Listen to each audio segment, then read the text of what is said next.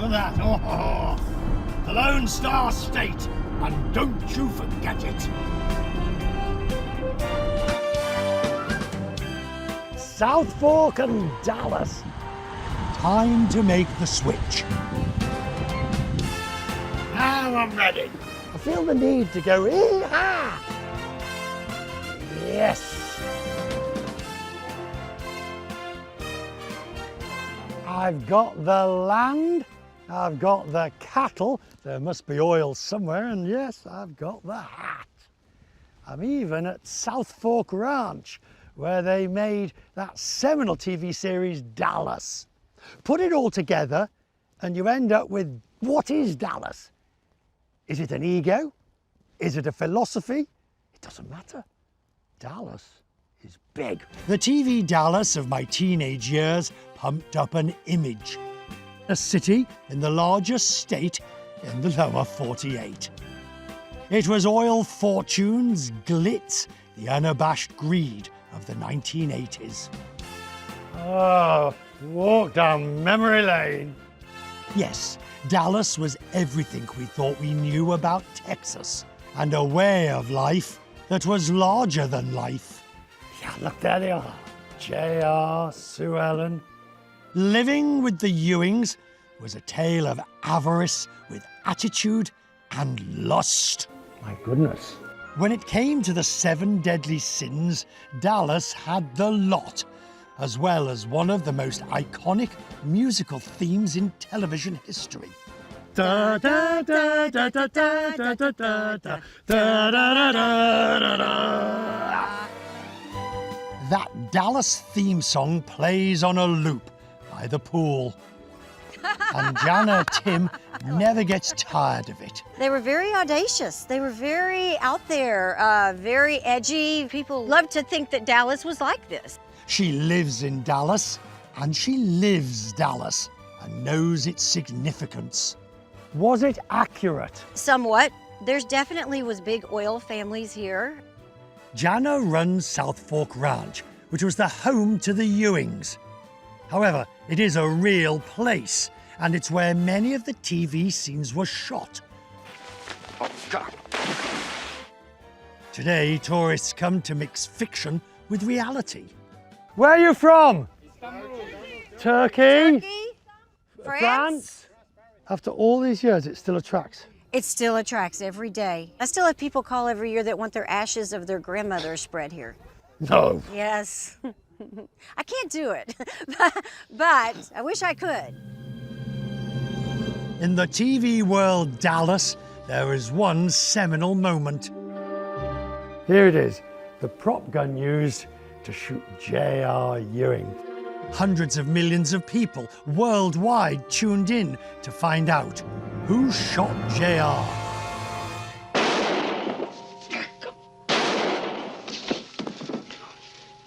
It was you, Kristen. Gosh, it was good.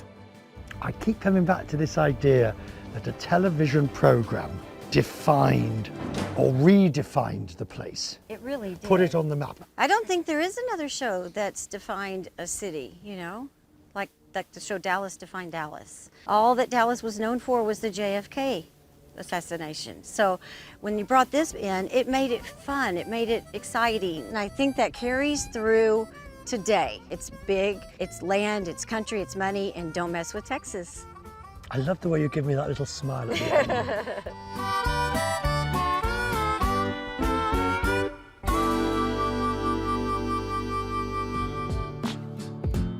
That Dallas boldness, the swagger, it seeps into everything. Say the word cowboys, and everyone knows you're talking about sporting religion. You see these hats? They're the Tom Landry hats. He was the famous coach of the Dallas Cowboys. Here, everyone is a cowboy, and Jaime Castro is Cowboy Supreme. Let's go, Cowboys! Let's do this, baby! Woo! There's no other place like it. No other team like it. Remember how I said the Dallas Cowboys are almost a religion? Oh, yeah. Well, Jaime Castro is one of the clergy, whose apartment is a shrine with cowboy accoutrements galore. I struggle to take on board all I see. My most popular helmet. Women have their $1 million bra from Victoria's Secret. Well, I introduced everybody to the $1 million ball. 10,724 Swarovski crystals. Wow. Jaime is not a collector of cowboy mere bric-a-brac. This is part of his alter ego. By day, he's a veteran Dallas police officer. On game days, he trades his badge for a Dallas star and becomes Balls Mahoney, Cowboys superfan. Go Cowboys, baby! Is this fandom bordering on eccentricity? It is. It is. I mean, even the chairs we're sitting on. So these chairs are from the original Texas Stadium. I told my mom and dad when I moved here, I didn't have a penny to my name. I said, hey, I need a down payment for my apartment. So No, where did the money go? these babies right here, season tickets. I haven't missed a home game in 24 years. There you go. Jaime has absolutely no intention of losing that record. Life events will just have to wait if the Cowboys are playing at home. What would you name your first boy? If it's a boy, that's gonna be a tough one. I would want to name him Cowboy. Whatever drives this love of the Cowboys, Jaime is not barking mad. The team and all it stands for represents something deeper.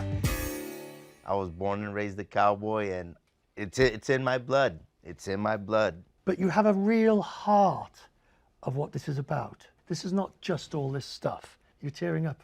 I can see. It's that love. There's a love, and it's brought so much good into my life.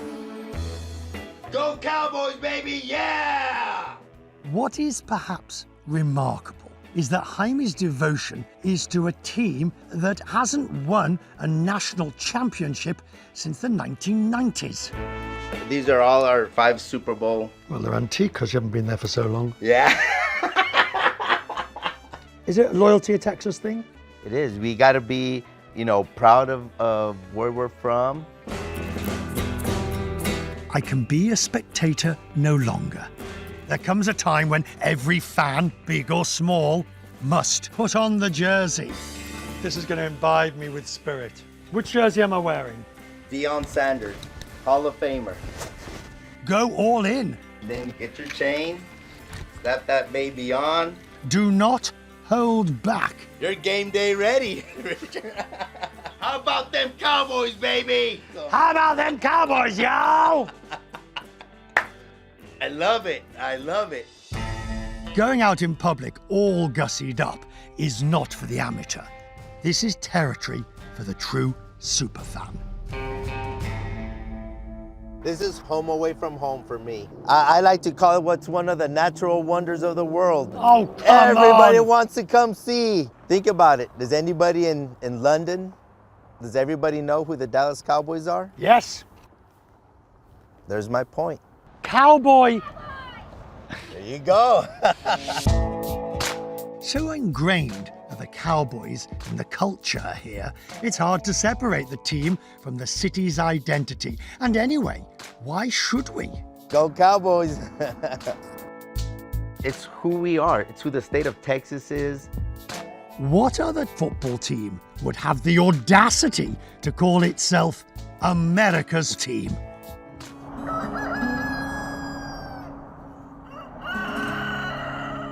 On this cold morning, I ventured to Dallas's sister city, Fort Worth. Can I give you a hand? Can I carry some of this? Sure. Like the smaller logs, like that size, 3 at a time. We need maybe 9. It's not that small. That's the smaller. Oops. The sun is still several hours away. But this is when the work begins, if you're in the business of cooking up Texas traditions. I don't know if a Gucci scarf was the right attire for the job. Nothing escapes Derek Walker's attention. He's talking about the scarf I usually wear. I too like to dabble in fine haberdashery, but I keep it at home until the weekend.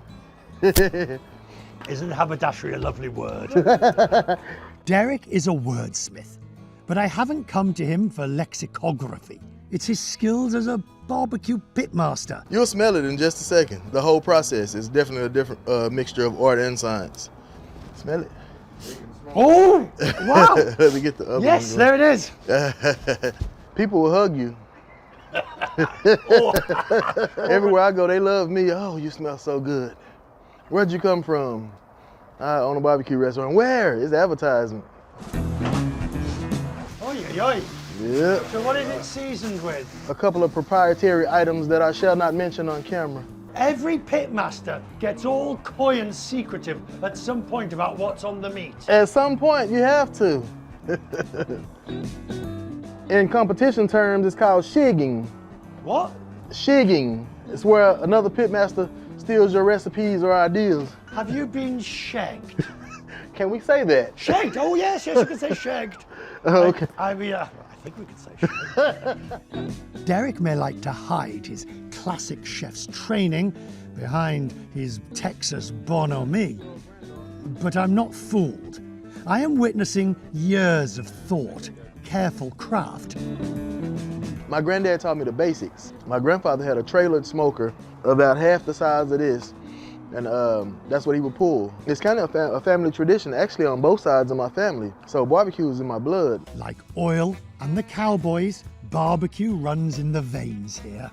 Adverts for Texas barbecue joints started popping up in the 1800s. Actually, it goes a little deeper than that. Slaves got lesser cuts of meat. Brisket back was tough, so anything that was tough and couldn't be cooked easily was handed over to slaves. And they dug holes in the ground and put metal over it and made fire pits, and they started cooking over coal. These days it's brisket that's the headliner at any good Texas barbecue. I love being in a restaurant kitchen during prep time. It's like a theatre show before curtain up. Now this is interesting. I've never heard of Coca-Cola cake. I promised myself just a bit. I lied. The little kitchen that could. Oh, fascinating. Absolutely loving it. Absolutely loving it. I had heard there would be customers lined up, waiting for Smokeaholic's doors to open. Y'all ready? This is barbecue with soul, and people are prepared to arrive early and wait. What is that? Brisket nachos. I'm starting to speak with a Texan accent. Is that good? That's very unusual for me. So this is the flat. I'm being given the honor of cutting this hallowed meat. How thick should they be? 2 inches or an inch. There is an art to doing this. Let me give you your knife skills. You want, let the knife work for you. I haven't got it. I was watching you now. You're like the conductor of an orchestra. And you just sides, cutting. Yep, I've already written the sheet music, so after that it's up to them to play the instruments. I coined the phrase Tex Soul because our barbecue is Texas barbecue with soul. It's something within the African American culture, what we call it soul food, what we cook from the heart. The brisket is just, I mean, look at it. Tender as a mother's love. I can't resist it, even though it's the wrong order.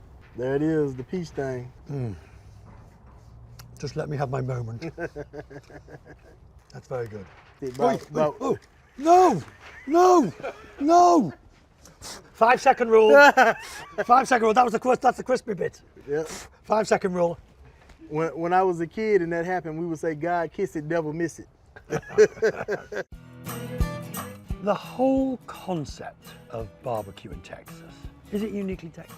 I wouldn't say it's uniquely Texas. I would say Texas does it best. There it is again. That Texas mindset that seeps into everything here. It's not arrogance, it's confidence. the settlers' frontier mentality, independence, self-reliance. Very impressive, my goodness. Don't see that every day. The Dallas of history, and those who fueled the city's growth. They were always larger than life. The oil barons who struck it rich. It's the real-life stuff upon which TV successfully fed. So has it survived? The mansions, the gaudy, the great? Hi! Wow. This is what an oil fortune of yesteryear buys today. So this was oil money? Oil money, originally. But it kind of came down through a few generations and mutated. It mutated. The oil money are the elite. That's the way it is. Yes. Would you agree? They're the first ones. They paid the price. You know, they were the speculators. They took the chance, they paid the price. 10 million. 10 million. If you want 25 acres, Yes, with a garden and... yeah, you're gonna have to spend 30 million. Plus. Or 40. The guy who owned this home before was the guy who climbed Mount Everest and almost died. Candy Evans is as colourful as they get. She's a self-confessed voyeur, a snoop. What is over here? Is this the... Look at her. Oh, the game. She's off, she's having a nosy. And doing it all with the owner's blessing. She's a real estate journalist. I just poke my nose around. She knows everybody and probably all the secrets, if she'll tell us. One thing that I notice about Dallas is that when you go to someone's home, you go look at the whole house. But it means that you can't keep your underwear out, you know. There is a point to all this prying. In Dallas, the house says as much about you as the hat and the horse used to. Oh, the home is everything. The home says who you are, what you do, who your family is. I think that goes back to that the frontier mentality. Oh, look at this, look at this. What am I looking at? What price are we looking at on here? Oh, 15 million. There's no privacy there at all. I know. But okay, so do you know what people would rather have in Dallas than privacy? I love the way you say that. They would rather have it be shown. In Dallas, you have it and you show it. Wow, look at that, God grief. It needs to be in a 100-acre lot of gardens. Oh, you're just thinking of the royal family having it in the garden. Yes, Yeah. well, a stately home, that's what it's designed as. Oh, let not hypocrisy be my sin. I am here too for the secrets and the gossip. This is Mark Cuban's on this corner here. This is where Owen Wilson grew up. The Wilson brothers. This is the honeypot of Preston Hollow. It's absolutely beautiful. Oh my goodness. Just stop. I mean, you're 30 feet from the road. Yes, but it's lengthwise so people can see the whole house and go, oh my God. Anybody who's paid millions is secretly wanting to boast about it, aren't they? Actually, you're right. I do their dirty work. And so I return to this curiosity that brought me on today's journey. Oil money. Oil money, you got it. So there that it is. house over There it there. is. That's it. That's the original Crespi Estate, which was the home in Dallas. Northern California's got big homes. Upstate New York's got big homes. Is everything bigger in Texas? Is everything bigger in Texas? I think our egos are. A Texas-sized swagger that can't be defeated.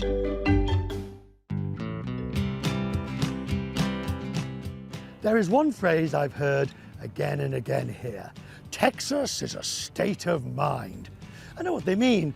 It's bold, audacious, dare I say even brash. And so to the word that sums it all up, I think it is frontier. A willingness always to push on. And you'll want to come here and experience and see this frontier for yourself. Dallas, Texas, larger than life, undoubtedly part of our world of wonder.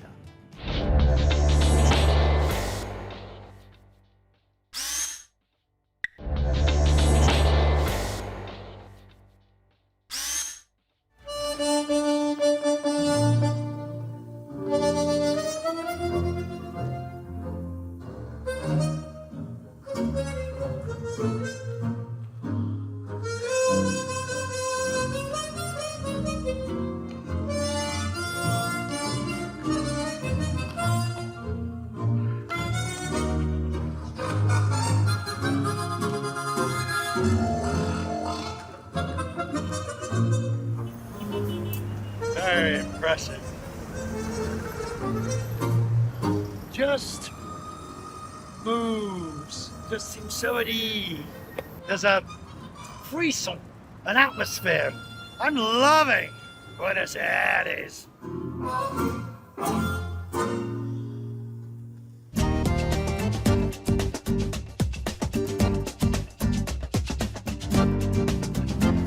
There is something different about Buenos Aires and Argentina. I can feel it. I can see it. Take, for example, this beautifully restored and lovingly kept railway station from a different era. But what is the essence of the difference? Is it because of the immigrant past, predominantly from Europe? Or perhaps it's the geographical remoteness. Argentina's way down in the southern hemisphere. Whatever the difference, I don't think it matters. It calls to be discovered.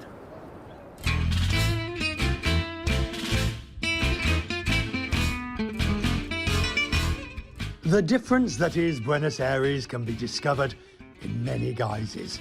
But I think nothing speaks to the sexy, smouldering, intense, yet fun feel of the place than its national dance, the tango. Let's go backward with your right. Tango can be formed anywhere, And close.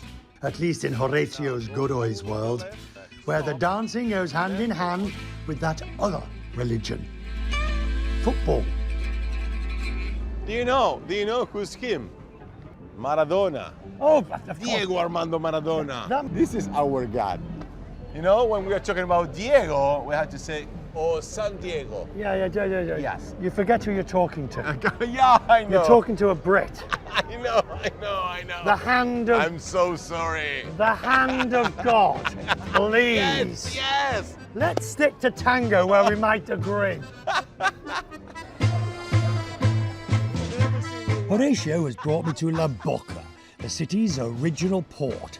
Here, waves of Italian immigrants arrived at the start of the 20th century. Here is where tango began. I think people need to have something in his life in the new space. And people start to dance because they want to have something with ladies, you know? But you cannot dance with ladies 120 years ago. So you have to practice with men, you know? Only men. Here we are. Yeah, because the lady will be in this position. What about, does that mean right-handed or left? Yeah. Otherwise, you are in the role of the lady. Okay. Here we go. Side and close. You did it. Right. You did it. Add women, and what started as a poor man's dance became a sensation worldwide. More racy than the foxtrot, less formal than the waltz. Tango became Argentina.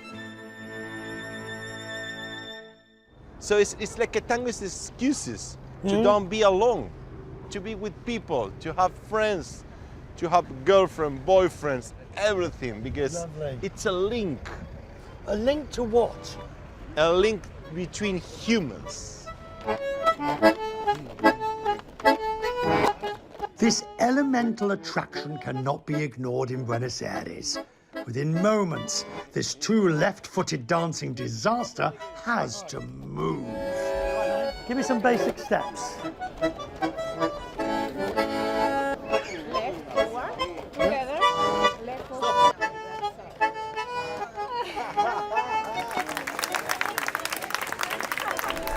This is really tricky, but it's great fun. Singer!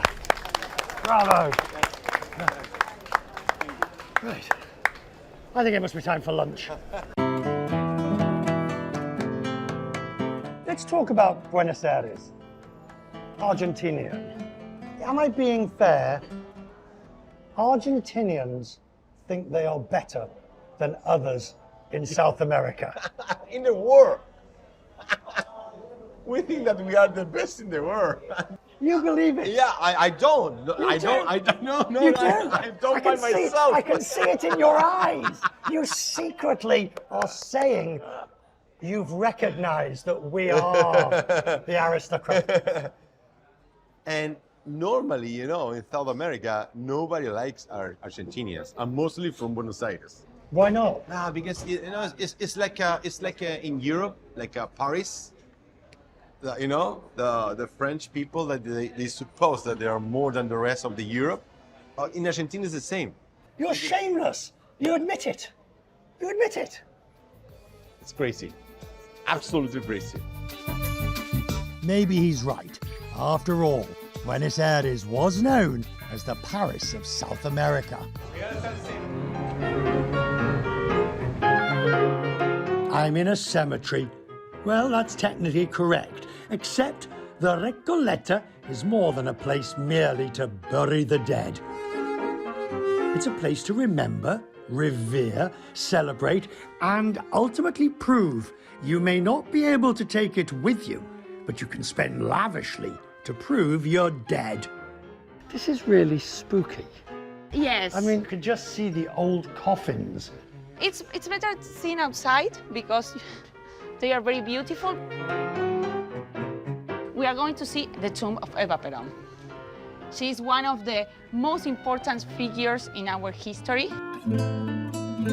Evita, the actress turned politician turned icon, whose life story was memorialized in the show and the movie and the song. Ah, yes, that song. Don't cry for me, Argentina. All I can think of is... Oh, that song. That song. That song is most popular for foreign people than for Argentinians. Really? Yes. But But of course we know it. You can't help it. Every time I think about it. The historian Camilla Peroshena is helping me navigate this sprawling cemetery. Where are you, Evita? Where is it? We are almost there. I'm expecting some massive, you know, larger than life. You will be disappointed. Even though Eva Perón entranced and enthralled a nation, her resting place is not easy to find. There are no signposts. Ah. Here she is. Interesting. Yes, it's the only one that has got flowers. What is this one? This was put 30 years after her death. It Yeah. says, don't cry.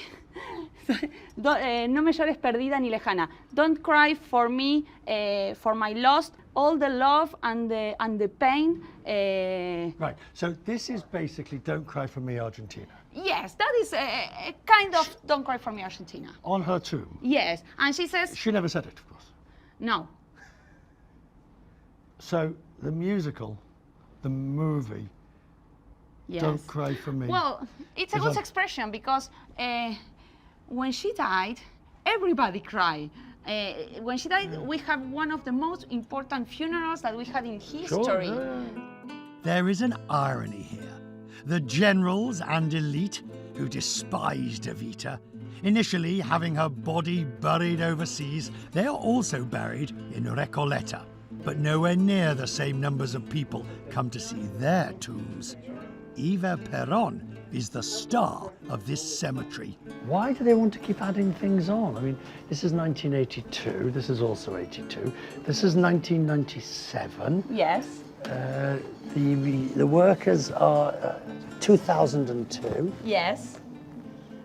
They won't let the poor woman rest. We don't live in the past, but we talk always about the past. And we love the past, and we discuss about the past. And we always have fights when we are in a dinner or whatever about our past, about Perón, about the revolution, about the military dictatorship. So we keep on talking about the past, and the past is very present in our everyday life. Whether Eva Perón was a pawn in her husband's politics or a true social revolutionary, a visit to the Ministry of Health proves she's as popular as ever. Here you have Evita looking south towards the poorer, less privileged areas with a smile and the largesse for which she was known. And then on the other side of the building, facing the northern suburbs, the richer, wealthier parts of the city, campaigning, hectoring, calling for social change. From the polo fields of Argentina, a game brought here by the British, to the very large clock tower in the heart of BA, all evidence of Argentina's European and specifically British past. People from the UK came here to help develop the country. And those immigrants donated this mini Big Ben, and it became known as the Torre de los Ingleses, the Tower of the English. Those relations were destroyed in the early 1980s with the war in the South Atlantic. In 1982, I was 20 years old, a student finishing university. I remember the war very clearly. The man I'm about to meet was also 20 years old, but he was a conscript in the Argentine army, and he was being shipped off to what he calls the Malvinas.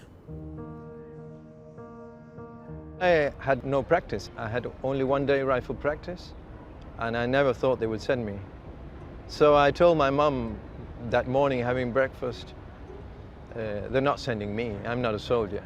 A week later, I was huddling in a peat bank at the foot of Mount Longdon, one of the fiercest battles. Michael Savage is proudly Argentinian, the product of Scottish and Irish grandparents. Born here in Argentina, Michael, untrained and ill-supplied, was one of thousands of conscripts sent by Argentina's then military government to invade what I call the Falklands. I remember the night the Sheffield was sunk. Ah, yes, that was shortly after the Belgrano was sunk. And so it was like England won, Argentina won, like a football match. I'm not here to rehash the war. I want to see it through Michael's eyes, on opposite sides. I believe it will help me understand why nearly every Argentine still has such an emotional connection to the islands. Perhaps because of stories like his. We look like prisoners of our concentration camp. I had lost 22 kilos and my friends more or less the same. We had one that died sleeping one night of exposure. And once the fighting began? Yes, I kept asking myself, what the hell am I doing here? There should be a professional soldier here, not me. Eventually, Michael was taken prisoner and then repatriated to Argentina aboard a British cruise ship. He remembers translating for his troops and meeting a regiment of British paratroopers who they had just fought against. I thought there would be a fight on the ship, but I was surprised by 2 or 3 paras talking with 2 or 3 of my fellow conscripts. They talked about football, they talked about music, the British bands, Genesis, Pink Floyd, Supertramp, and they talked about girls, conversations that 20-year-olds have normally. And that made me understand that wars are anonymous. When you engage into a face-to-face human exchange, the war would be impossible. Yeah. It is in that spirit that Michael and I visit the memorial to the 649 Argentinians who died fighting in the war. I pay my respects to them and the 255 of my own countrymen who perished on the field of battle. No matter how many memorials are built, how many never agains are said, war, it seems, won't go away. It is the other sound of Argentina, rivaling tango in the national psyche.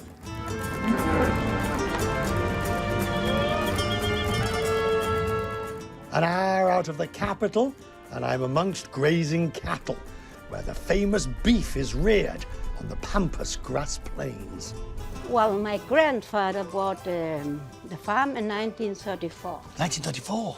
Yes. So since then it's in our family. And, well, my father insists to keep it. Yes. And so, well, we had to keep it. Of course, Eva Boleque kept El Umbo as her ranch, or estancia as it's called. Today, 4 generations on, there are now 2 sources of income, those on 4 legs, and more profitably, those on 2. I like my cattle, but the most important thing are you, the tourism. So the cattle and the guests. Yes, yes. The important paying guests, like me, come here to see a different way of ranching, one that is steeped in Argentinian tradition, honed by the Spanish and indigenous gauchos who tamed this land.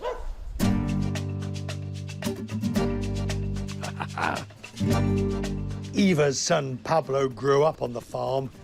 We're doing it his way, the gaucho way. It's not a traditional saddle, is it? No, no. What's the difference? Yeah, this is like a sofa, but really when you have to work all day on a horse, it's very comfortable. Hang on, comfy? I'll settle for merely staying on board. So where is my trusty steed? I have a horse for you. This horse? No, we have Rose. Tráeme Rosa nomás. What Rosa. one was him? Eh? This one is Ramon's horse. This one. Sorry, Ramon. This one is your horse. Yes. Oh, this is looking a little more traditional, isn't it? Yeah, it's a different saddle. We call Lomillo. It's very for comfortable. beginners. Come on. And we have gone back to exactly where we started. Maybe it's the cattle, maybe it's the horse. It could be my compadres.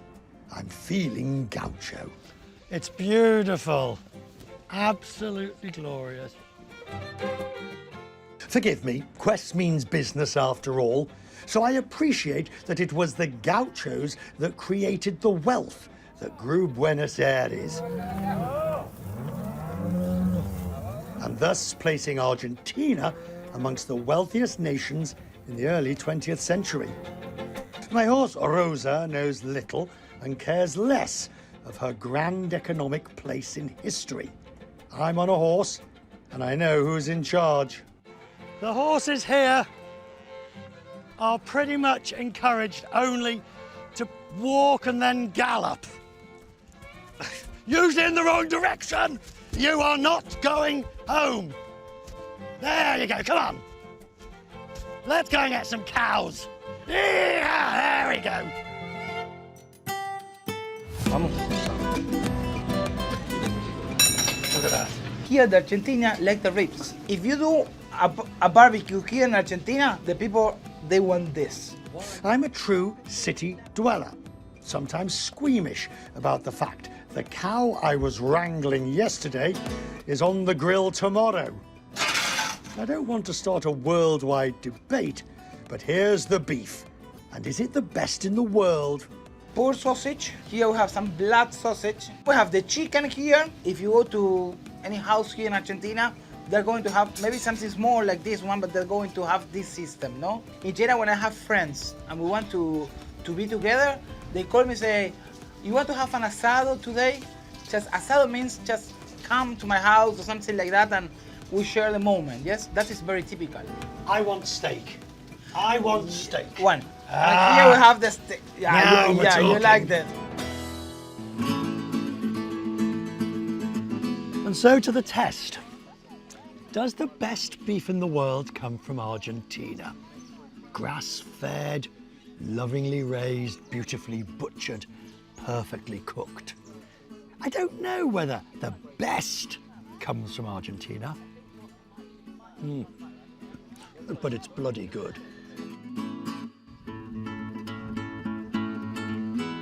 The estancia is a fundamental part of Argentinian history and life.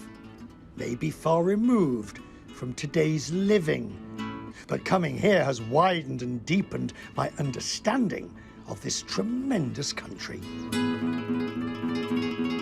A trip to the estancia is the perfect way to end a visit to Buenos Aires. And so to the word that describes all of this. I think it is invigorating. To be sure, Argentina has its challenges, but there is a natural wealth and a human warmth that must be experienced. So you will want to come here and be invigorated for yourself.